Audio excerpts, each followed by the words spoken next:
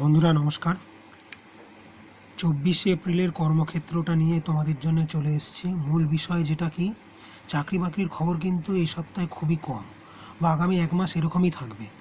কারণ কি, 4 জুন যতক্ষণ না রেজাল্ট বেরোবে এবং 10ই জুনের পর ফুল স্কোপে প্রক্রিয়াগুলো স্টার্টিং হচ্ছে, ততক্ষণ কিন্তু এক প্রকার চাকরি বাকরির সেরকম খবর নেই বললেই চলে। তবুও যা বেরিয়েছে তোমাদের সঙ্গে শেয়ার করছি।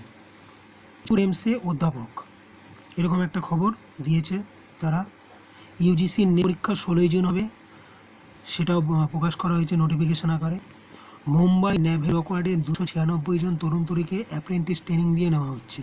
এইটা ডিটেলসে তোমরা একটু দেখে নিতে পারো, কারণ আইটিআইয়ের বিভিন্ন ট্রেডের ওপর নেওয়া হচ্ছে। ট্রেডে কটা শূন্যপদ আছে এগুলো ভালো করে অ্যাডটা দেখে সেই মতো কিন্তু তোমরা অ্যাপ্লাইটা করবে।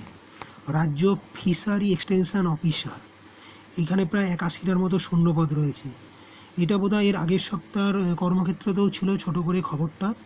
তা মূলত এটা ডিটেলসে তোমরা পরে দেখতে পারো। সেলে একটা চাকরির খবর বেরিয়েছে, পাশাপাশি রিলায়েন্স নিউ এনার্জিতে ট্রেনে ডিপ্লোমা ইঞ্জিনিয়ার হিসাবে কিছু ছেলেমেয়ে নেওয়া হচ্ছে এবং সিঙ্গারেনি কলিয়ার্জে 327 জন বিভিন্ন ধরনের পোস্টে নেওয়া হচ্ছে। মূলত খবর বলতে এটাই।